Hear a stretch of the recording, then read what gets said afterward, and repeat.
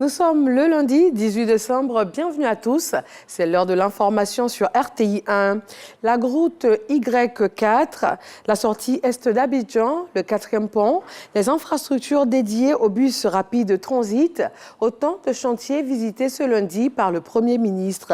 À quelques semaines du coup d'envoi de la CAN, Robert Begré-Mombé est allé voir de plus près l'état d'avancement des travaux. Ulrika Dongon et Aboulaye Koné.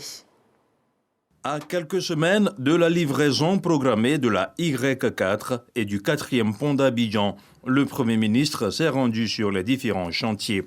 Robert Begré-Mombé et sa délégation sont venus voir de près les dernières finitions. Ce premier tronçon sera utilisable pour la circulation à la fin du mois de décembre, de Bingerville jusqu'à la route d'Alépé. Bonne nouvelle également pour le 4e pont. Là aussi, les travaux sont quasi terminés. On va ouvrir cette zone dès que le président aura donné son accord pour que de Yopougon au plateau, on puisse circuler tranquillement. Il restera à résoudre un petit tronçon dans le village d'Ayamessa. C'est un problème qu'on va régler le plus rapidement possible. Sur le 4e pont, il y a une zone qui sera réservée aux bus rapides qui vont relier Bingerville à Yopougon en 45 minutes au lieu de 2 ou 3 heures comme c'est le cas aujourd'hui. La fréquence des pluies de ces dernières semaines sur Abidjan aura ralenti quelque peu la finition des ouvrages, des chantiers qui seront tout de même livrés dans les délais. Comptez sur nous, la pression est là en permanence. Et nous avons des hommes et des femmes sur le terrain qui ne reculent pas. Le ministère en charge de ces questions, ayant pris conscience de l'urgence de l'achèvement de ces travaux, a mis le paquet ces dernières semaines et nous pensons qu'à la fin du mois de décembre, ces 2 grandes voies de circulation seront offertes à la population. Le Premier ministre et sa délégation ont été accueillis à chaque étape par les maires des communes d'Anyama et de Yopougon. Robert Begré-Mombé a également discuté sans langue de bois avec les petites mains dédiées à la réalisation de ces gros ouvrages pour les motiver à travailler sans relâche et leur a offert des dons en numéraire. Comment venir à bout de la traite des personnes, du trafic illicite de migrants et du travail forcé? Un accord de partenariat et de coopération vient d'être signé à Abidjan entre le Comité national de lutte contre la traite des personnes et la Fondation internationale Cocoa Initiative. L'objectif est d'installer, former et équiper les cellules régionales de lutte.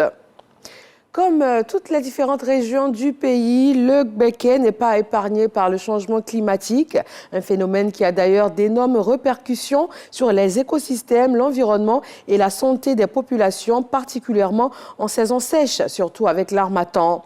Comment faire face à cette période de vent sec et chargée de poussière? Des réponses dans le 20h. L'ONG Mille d'Ivoire Côte d'Ivoire milite pour les personnes vulnérables et les personnes du 3e et 4e âge. Une cérémonie de distinction des seniors s'est tenue en présence de la marraine Kandia Camara. Cette cérémonie dénommée Diadème Award 2023 vise à mettre en lumière les précieuses contributions passées et présentes de ces seniors, mais à leur rendre un hommage mérité pour leur participation au développement de la Côte d'Ivoire. Dans l'actualité internationale, il reste à la tête de l'Égypte pour un nouveau mandat de 6 ans. Le président Abdel Fattah al-Sisi a remporté l'élection présidentielle avec 89,6% des voix, selon les chiffres publiés ce lundi par l'autorité nationale des élections.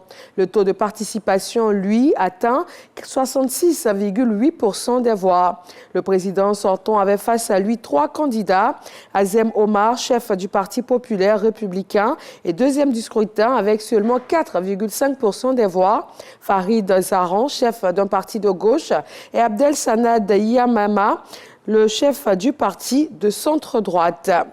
Et puis en France, loi sur l'immigration après la motion de rejet adoptée il y a tout juste une semaine, le 11 décembre dernier. Une commission mixte paritaire est réunie aujourd'hui à l'Assemblée nationale. Elle est chargée de trouver un texte de compromis. Les débats se tiennent à huis clos, mais les différents camps politiques ont déjà fait connaître leurs lignes et leurs exigences au regard de ce texte, laissant entrevoir plusieurs scénarios possibles. Et voilà, c'est tout pour ce 18h. Rendez-vous à 20h sur RTI 1.